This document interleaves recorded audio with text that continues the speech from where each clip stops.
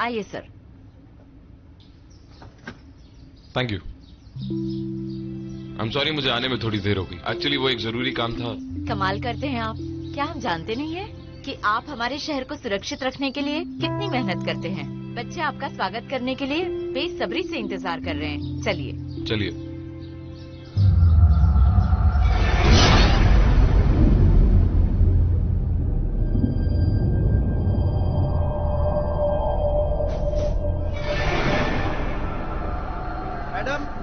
Madam, आपके लिए शिक्षा सचिव के दफ्तर से फोन आया है। ओह अर्जुन जी, मैं 1 मिनट में आती हूँ। हाँ, आप इन्हें असेंबली हॉल ले जाइए।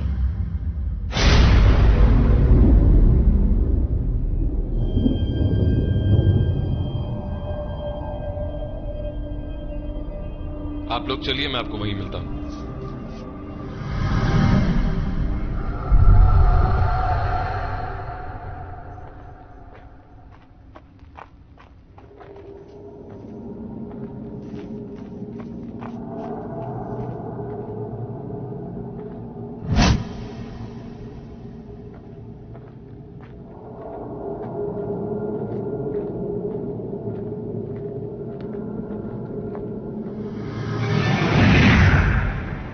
ओए हीरो, पुलिस वाले पे नजर रखता है।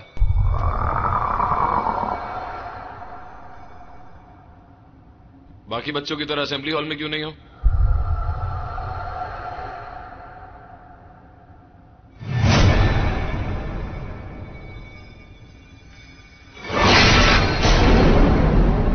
अर्जुन जी, हम आपको ही ढूंढ रहे थे।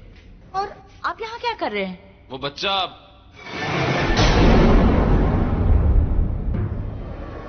बच्चा?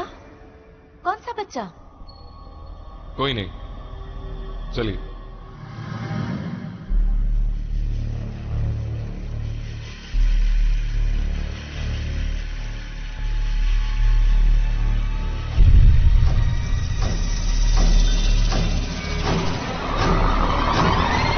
अगर कोई बच्चा आपको जानबूझ के गिरा दे तो आपको बुरा लगता है।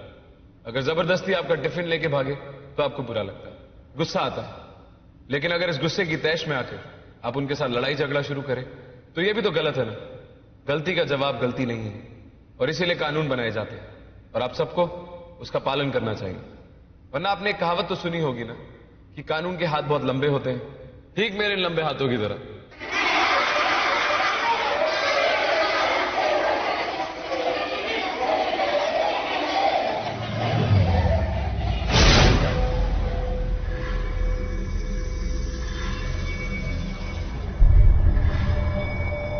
थैंक यू बच्चों।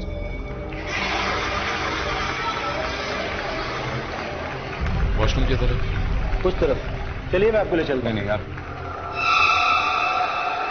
आप रहने दीजिए, मैं चला जाऊंगा। आप लोग मुझे कार पार्किंग में मिलिए।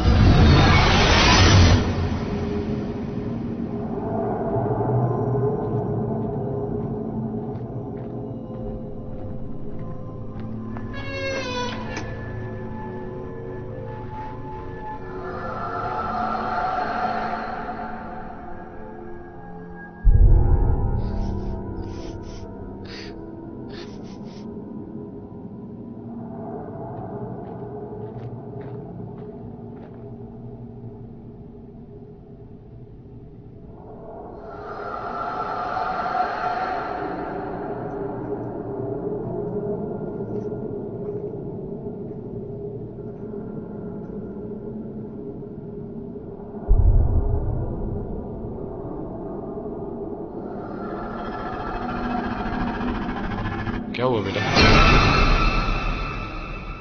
उसने मुझे मार डाला अंकल।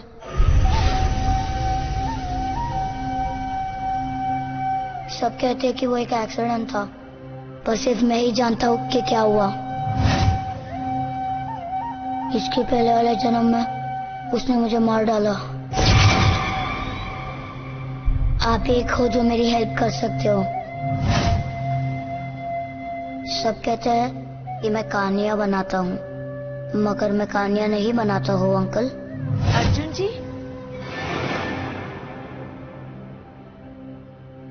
मेरा नाम मनोहर लाल था। गांव चौपड़ी, जिला हुडा, महाराष्ट्र। कुछ साल पहले। प्लीज अंकल, कोई भी मेरी बात नहीं मानता। आप तो मेरी बात मानो। वंश, तुम यहाँ क्या कर रहे हो? तुम्हें तो क्लासरूम में होना चाहिए ना।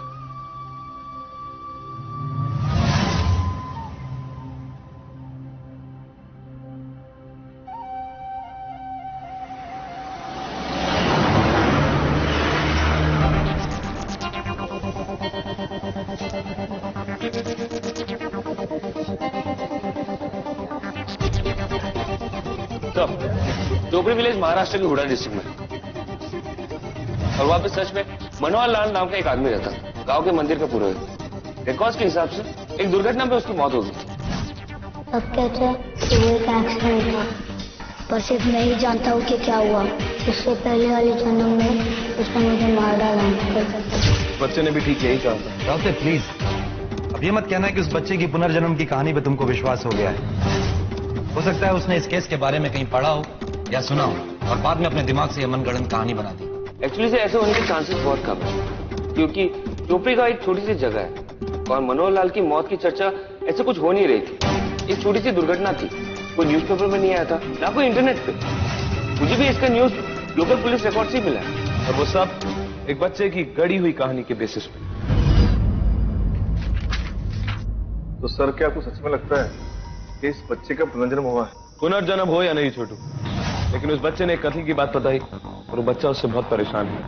और अब तो सारे फैक्ट्स भी यही कह रहे हैं, तो चेक तो करना ही पड़ेगा रातों। स्कूल से उसके घर का पता निकाल। वंश बेटा, इमरजेंसी टास्क फोर्स से अर्जुन अंकल और आयशा आंटी आए हैं, तुमसे कुछ बात करना चाहते हैं। मैं सिर्फ अर्जुन अंकल से बात करूंगा।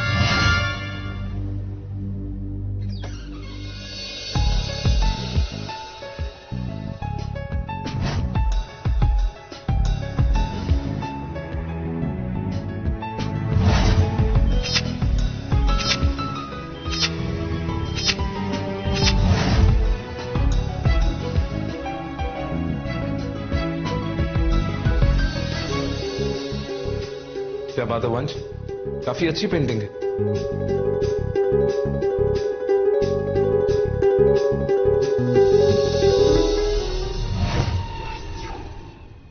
ये दीवार पे से बाकी पेंटिंग्स क्यों हटा दी?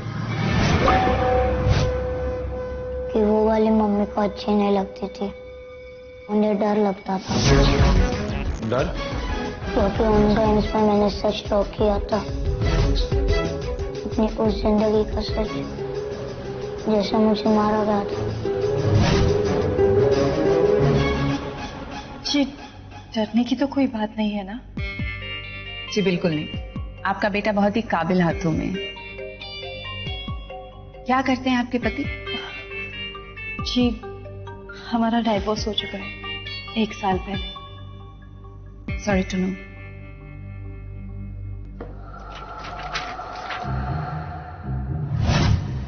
मम्मी ने बहुत सारी पेंटिंग्स फेंक दी। ये वाली मैंने कैसे वैसे बचा ली। जो कुछ भी मुझे अपनी उस लाइफ के बारे में याद आता था, मैं उन्हें ड्रॉ कर लेता था।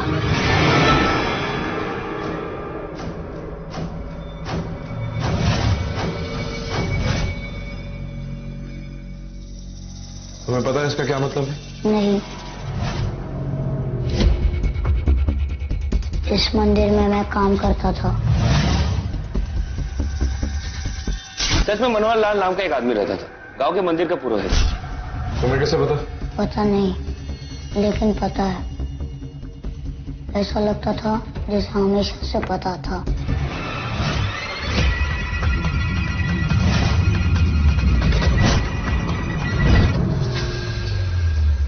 ये कौन है? मैं।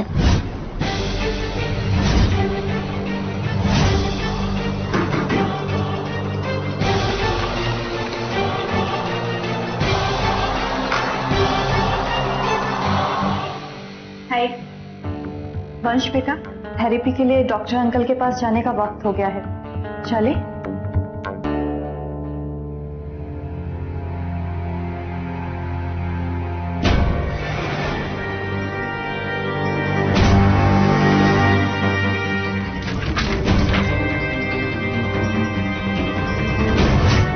एक बच्चे के साथ हमदर्दी रखना ठीक बात है राउते, लेकिन उसकी बात पे यकीन करके एक कत्ल का इन्वेस्टिगेशन शुरू करना बेवकूफी है। बेवकूफी फैक्ट्स को नजरअंदाज करना होगा राठौर। तो इसलिए कि वो फैक्ट्स हमें एक बच्चे ने बताए। सच जानने के लिए हमें चोपड़ी विलेज जाना होगा।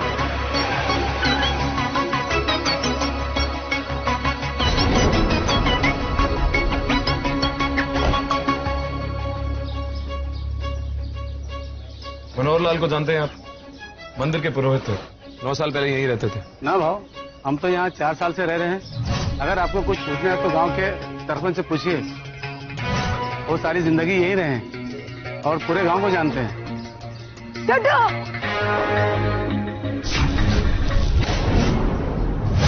छोटू! छोटू! छोटू, मेरे बच्चे, मेरे बेटे, छोटू, छोटू, छोटू मेरा बच्चा, छोटू, छोटी पावला सुने है देवा, मेरे बच्चे को मेरे पास वापस लाने के लिए तेरा लाख लाख धन्यवाद। छोटू, मेरा बच्चा। मावशी, तुला माझं नाव कसं माहिती? मावशी? नालायक! अरे मैं तुझी आई है, आई।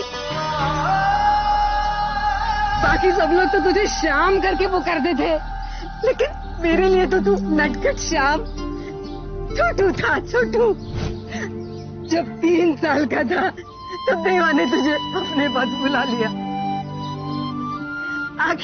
आखिर उसको मेरे ऊपर तरस आ गया और मेरे छोटू को मेरे पास भेज दिया। आपने धोखा हो रहा है। मैं आपका छोटू नहीं हूँ। मतलब मैं छोटू हूँ, पर नहीं, मैं आपको कैसे समझाऊं? नहीं बेटा, माँ का दिल कभी झूठ नहीं बोल सकता, कभी गलत नहीं हो सकता। तू मेरा छोटू है, तू मेरा छोटू है। अब मैं तुझे कहीं नहीं छोड़ूंगी, कहीं नहीं जाने दूंगी।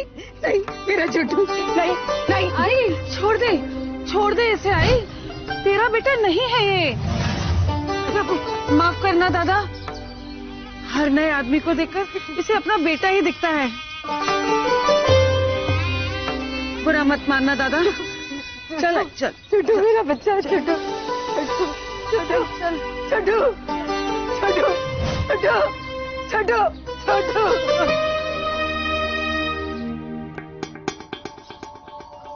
हाँ, मनोहर लाल, अक्खा गांव उसका इज्जत करता था। अपना कृष्ण मंदिर का पुजारी था वो। पर साहब, इतने साल के बाद अब किस बात की छानबीन हो रही है? बस कुछ रूटीन वर्क था। उनका कोई रिश्तेदार रहता है यहाँ पे? उसकी घरवाली, वो तो बच्चा जनते ही गुजर गई थी। और हाँ, लड़का, हाँ ब्रजेश, पर वो तो गांव छोड़कर चला गया था। मनोहर लाल के बारे में और कुछ बता सकते हैं? कृष्ण भक्ति मध्ये तल्लीन राहायचा, कृष्ण भक्त था वो। रोज शाम को सारे गांव को गीता का पाठ सुनाता था।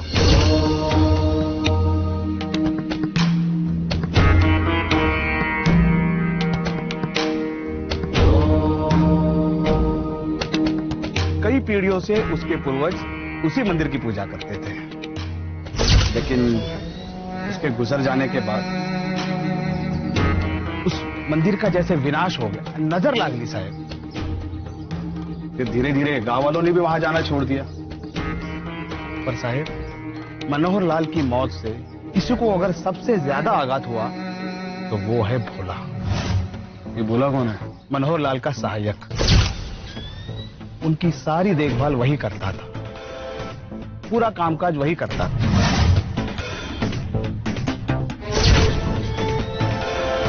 पर जब से मनोहर लाल की मौत हो गई तो बिल्कुल अनाथ हो गया।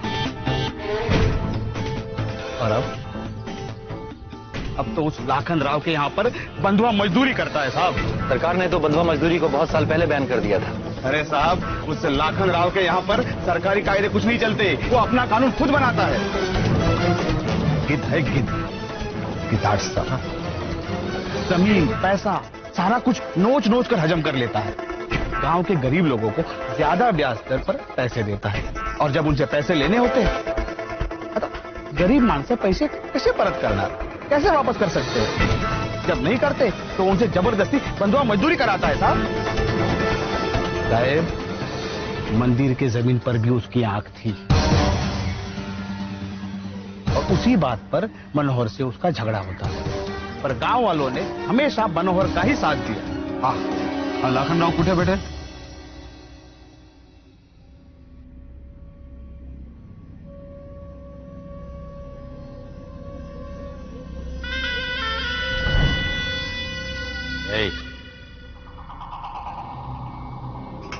पानी यहाँ गिरा है,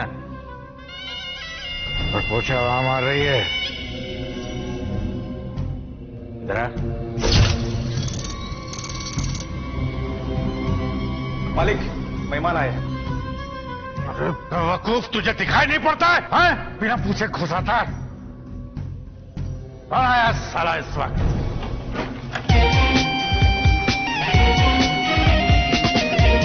इमरजेंसी टास्क फोर्स।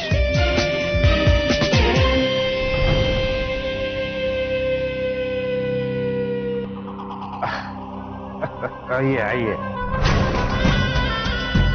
आइए साहब। तू वहां बैठी बैठी क्या कर रही है? क्या जल्दी से साहब लोगों के लिए चाय पानी लेकर क्या?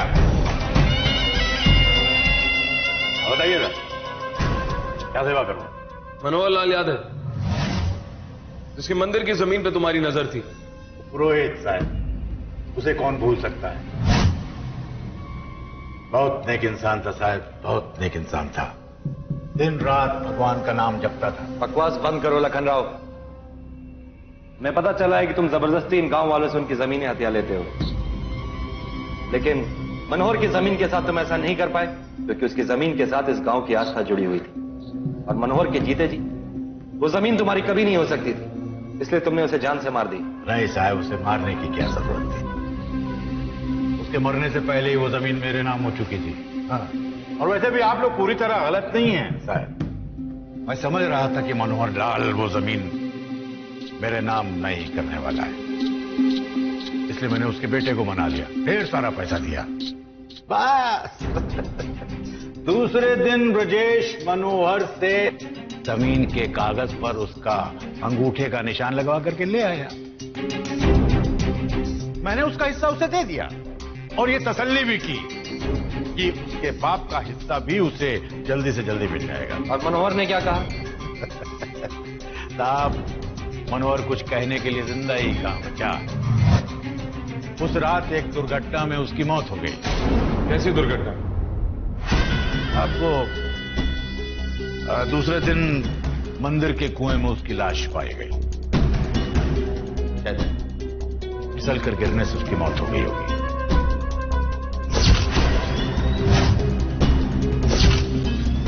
अब क्योंकि वो मेरी जमीन है, इसलिए मैंने उसमें गांव वालों को घुसने से मना कर दिया। और मनोहर का बेटा ब्रजेश? उसका नहीं पता चला साहब उस दिन के बाद से। उस जमीन का पट्टा दिखाओ।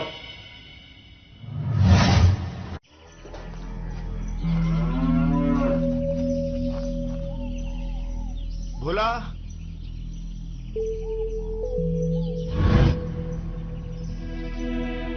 क्या बताऊं मैम साहब, पुरुष जी के मरने के बाद मेरी जिंदगी एकदम खराब हो गई मैम साहब। वो मुझे अपना पोरगा, अपना बेटा मानते थे मुझे। सुबह से शाम उनके साथ मैं पूजा पाठ करता था साहब। अब मेरी हालत है ना, ठोकर से भी एकदम बेकार हो गई साहब, ठोकर से भी एकदम बेकार हो गई। उनकी मौत से पहले कुछ अजीब सा कुछ हुआ था क्या, जिससे वो परेशान हो या ऐसा कुछ भी?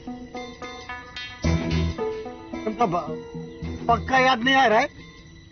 उनके मौत के पहले कुछ 2 दिन पहले हाँ उनका बेटा ब्रिजेश और उनका बहुत बड़ा झगड़ा हो गया।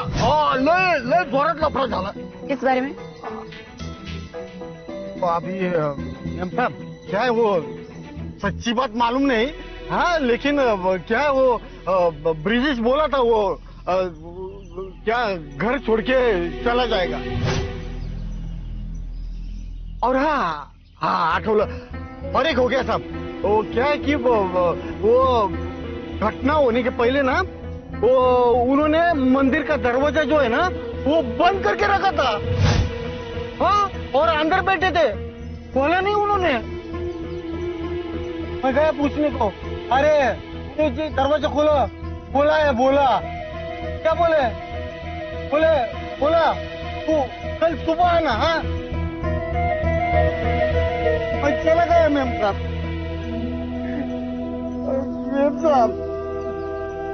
दूसरे दिन आया तो पुरोहित जी की लाश कुएं में देखा मैंने उसको। अच्छा ये बताइए कि तुमने उन्हें आखिर में कितने बजे देखा था? कुछ याद आ रहा है? तो तेरा और शाम के बीच में कुछ ऐसा वक्त था, बोले तो 7 बजे से 7 बज गया हो गया साहब। 7 मतलब उनकी मौत 7 बजे के बाद और सुबह से पहले हुई होगी। रात को वो कुएं पर जाते थे? सोने के पहले वो नहाते जरूर थे। मैं कुएं से पानी निकाल के देता था ना बाल्टी में उनको। तब तो उस रात को मैं वो कर नहीं पाया था। Anyway, थैंक यू ये सब हमें बताने के लिए। मैम साहब और एक बात मेरी मजबूरी की वजह से ना मेरी बेटी को ना वो राक्षस लाखन राव के घर में ना चाकरी करनी पड़ती है उनको। हाँ मेरा दिल ना घबरता है। हाँ सच में वो 1 नंबर का खराब आदमी है मैम साहब। हाँ मेरी बेटी को ना चंगुल से बचाओ मैम साहब। मैं हाथ जोड़ के प्रार्थना करता हूँ मैम साहब। आप फिक्र मत कीजिए, हम पूरी कोशिश करेंगे।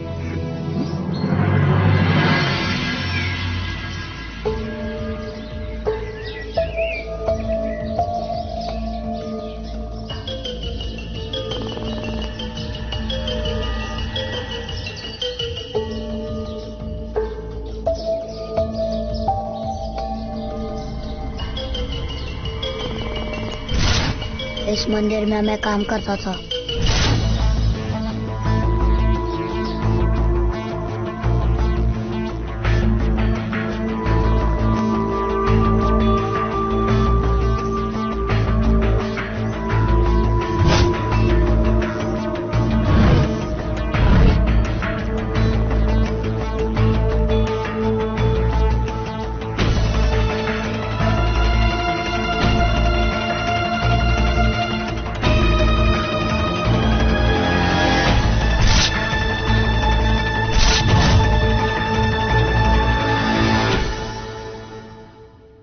मनोहर के अंगूठे का निशान जो ब्रिजेश ने पट्टे पर लगवाया था, उसके आगे कुछ पता चला? हाँ सर, ये देखिए।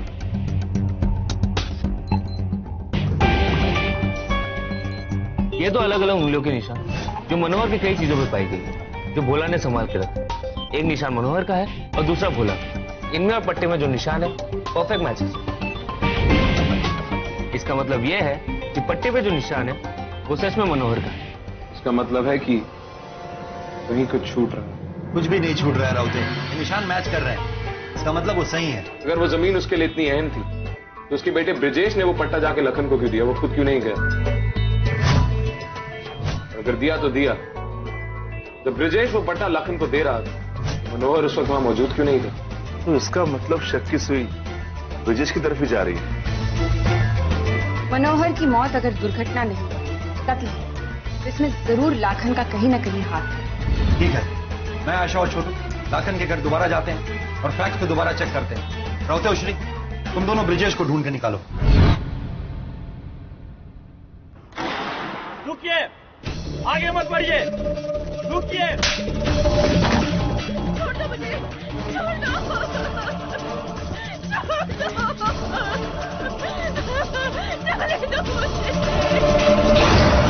जाने दो मुझे, जाने दो, छोड़ो।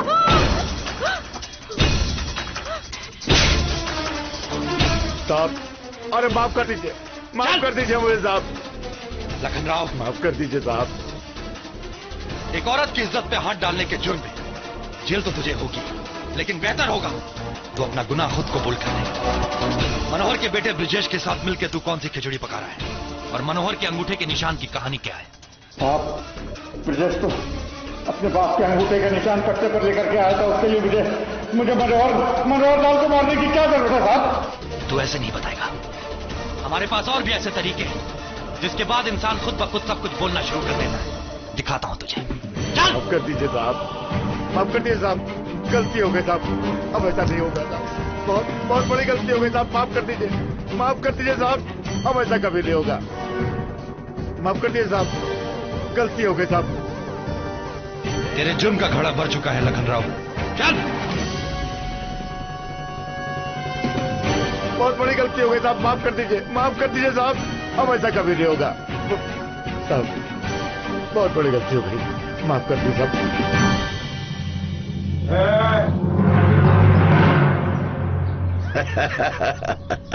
शाबाश,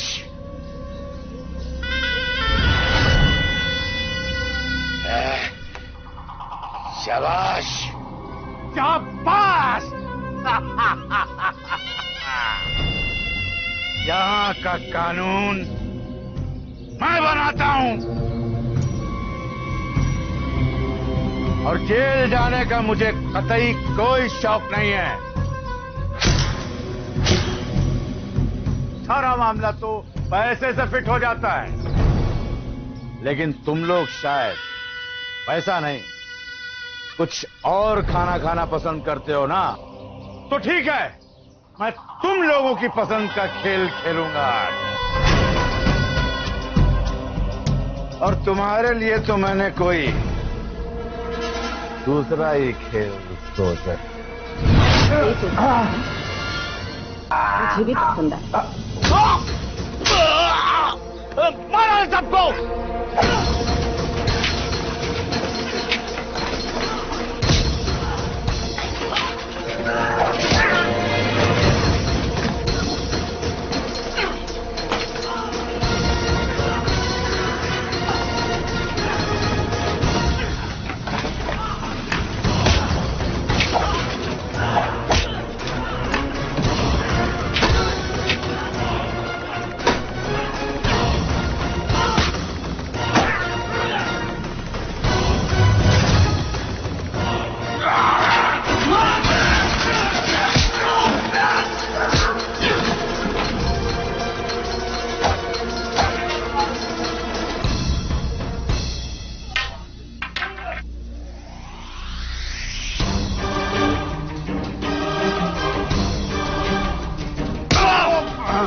एक औरत की मर्यादा भंग करने की कोशिश, पुलिस के काम में दखल, एक ऑन ड्यूटी पुलिस ऑफिसर पर हमला, चार्जेस और भी हैं जो मैं तुझे लॉकअप में जाके गिनाऊंगा। बात कर दो साहब, अब नहीं करोगे। मनोहर की मौत वाले दिन ब्रिजेश ने एक मोटी रकम 1.5 लाख रुपए यहाँ जमा की थी।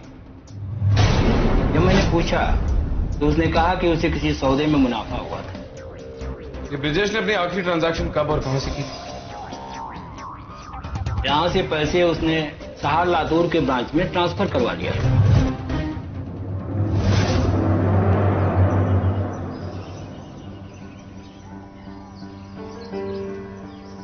सुरेखा मजबूरी है, सुरेखा।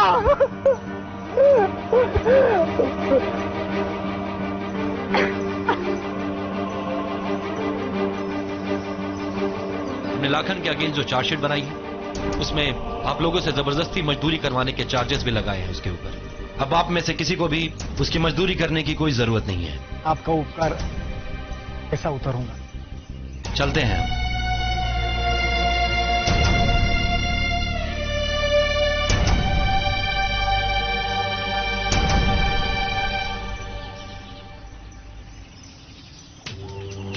सर आप चलिए, मैं जरा आता हूं।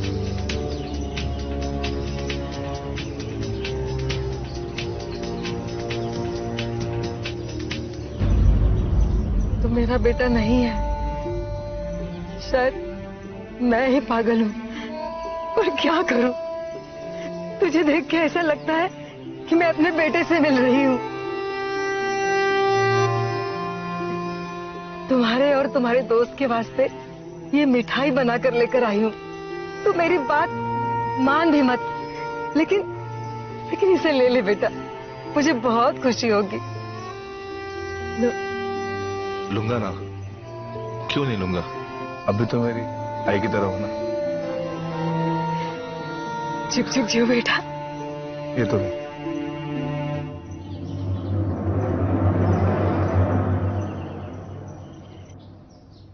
मैं हमेशा से ही गांव छोड़कर शहर में बसना चाहता था, लेकिन बाबा मेरी बात सुनकर हमेशा नाराज होते थे। वो चाहते थे कि मैं उनकी तरह मंदिर में पुरोहित बनूं। जब बात बहुत ज्यादा ही बढ़ गई तो उन्होंने मेरी कॉलेज की फीस देने से भी इनकार कर दिया। उसी वक्त मेरी लाखन से मुलाकात हुई। उसी ने मुझे वादा किया था कि वो जमीन के अच्छे पैसे देगा मुझे अगर मैं बाबा को राजी कर लूं तो। लेकिन मैंने बहुत कुछ सोचा, जब मुझे कुछ सूझा नहीं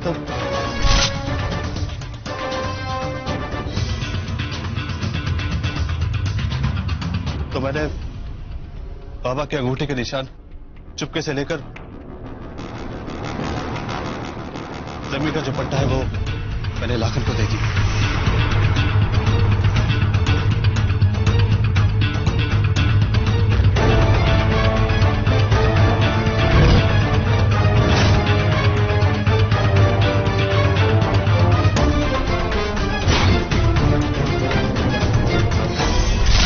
हाँ, मैं मानता हूं मैंने जो भी कुछ किया वो गलत था, लेकिन मेरे पास अपनी चुनी हुई जिंदगी के जीने के अलावा और कोई रास्ता भी तो नहीं था।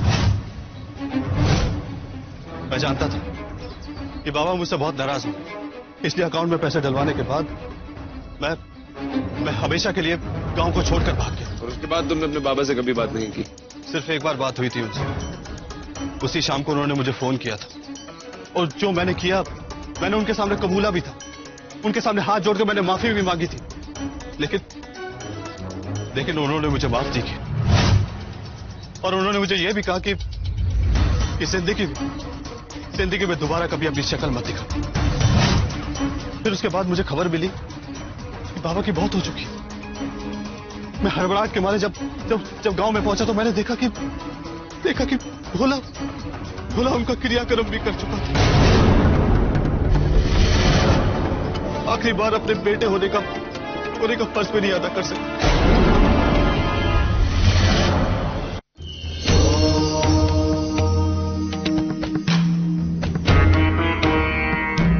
अब जाके वो पुरोहित जी की आत्मा को शांति मिलेगी। लाखन अब जेल जा चुका है। अब मैं और मेरी बेटी उसके चंगुल से आजाद हैं।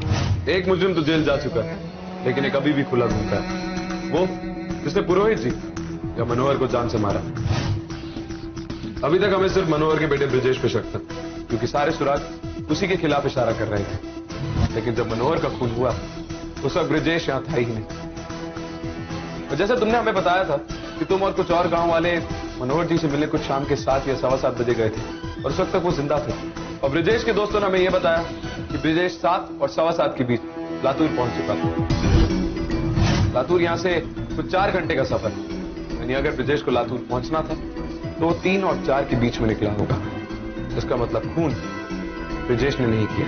तो फिर लाखन होगा। लाखन के पास मनोहर को मारने का कोई कारण नहीं था। उस पट्टे पे मनोहर के अंगूठे के निशान सच्चे थे, असली थे वो। तो और कौन हो सकता है?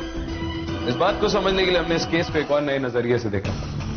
इससे पहले हम सिर्फ उन्हीं लोगों पे नजर रख रहे थे जिनको इस मंदिर के बिकने से फायदा हो, लेकिन अब ऐसे और भी कई लोग हैं जिनके लिए मंदिर उनकी जिंदगी थी। मनोहर और दूसरा तुम बोला। मनोहर को पट्टे के हिसाब से कुछ न कुछ मुआवजा तो जरूर मिल जाता, लेकिन तुम्हें हमारी तो पूरी जिंदगी बर्बाद हो जाती। बोला आप लोग ऐसा सोच भी कैसे सकते हैं कि मैं अपने बापू समान पुरोहित जी के साथ। मनोहर की मौत इस गांव के लिए बहुत बड़ी घटना थी, जिसे आज तक कोई गांव वाला नहीं भूल पाया, आपकी बेटी भी नहीं। तो जब हमने उससे पूछा कि क्या देर रात, उसके बाद यानी तुम बाहर गए, तो उसने हमें सिर्फ इतना बताया कि रात 9 से 10 के बीच आप घर पे नहीं थे। कहाँ गए थे आप?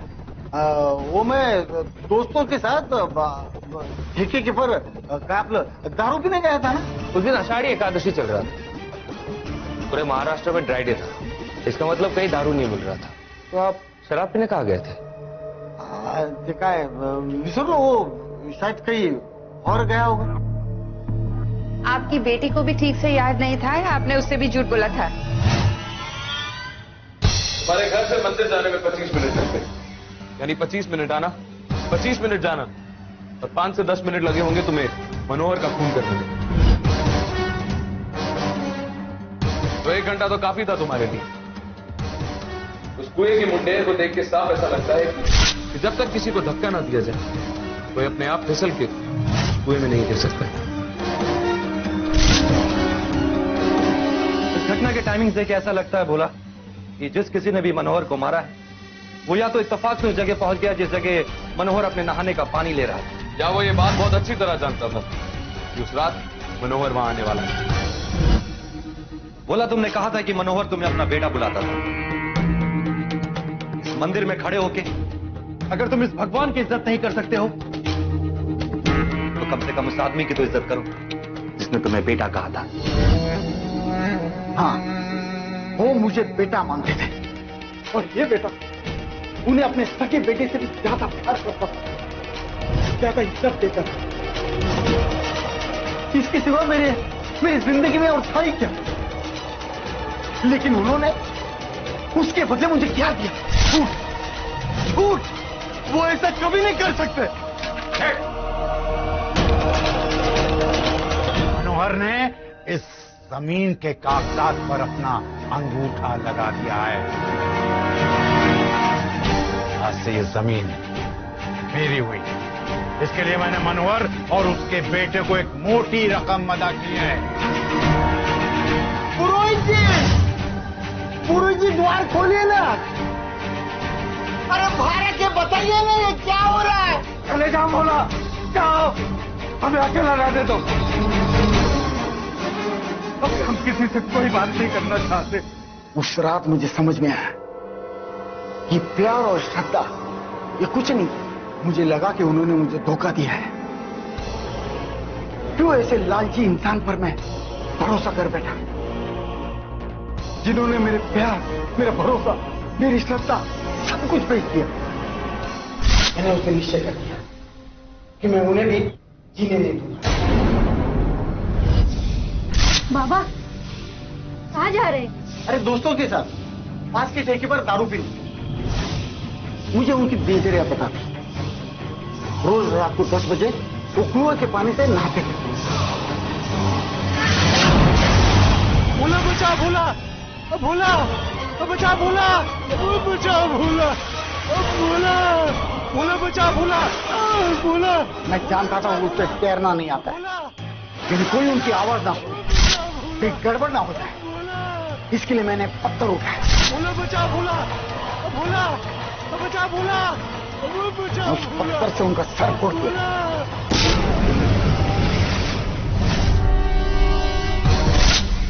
मैंने उनका अंतिम संस्कार करके सारे सबूत मिटा दिए।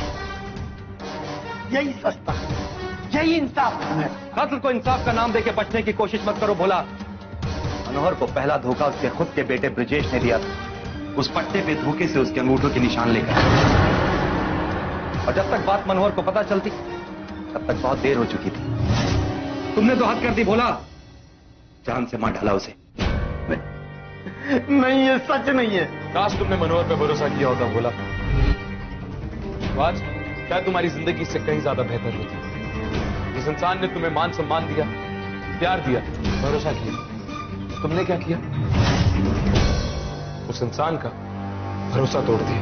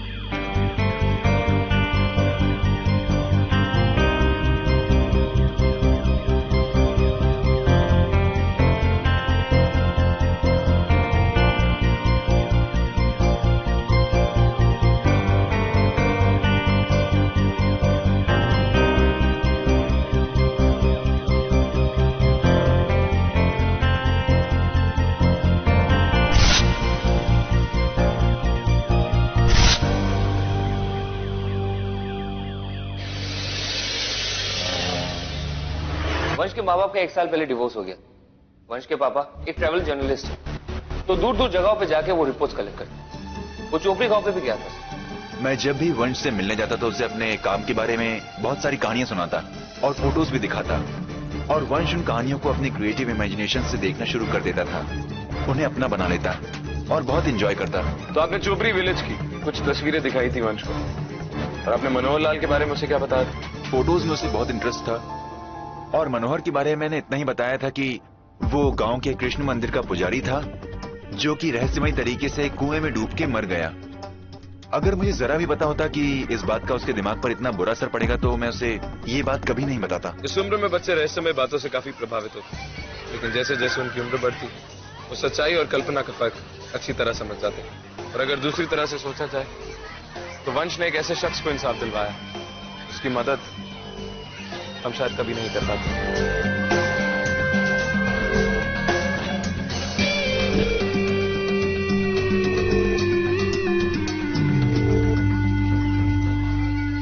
मैंने आपकी हेल्प की। हाँ बेटा, थैंक यू।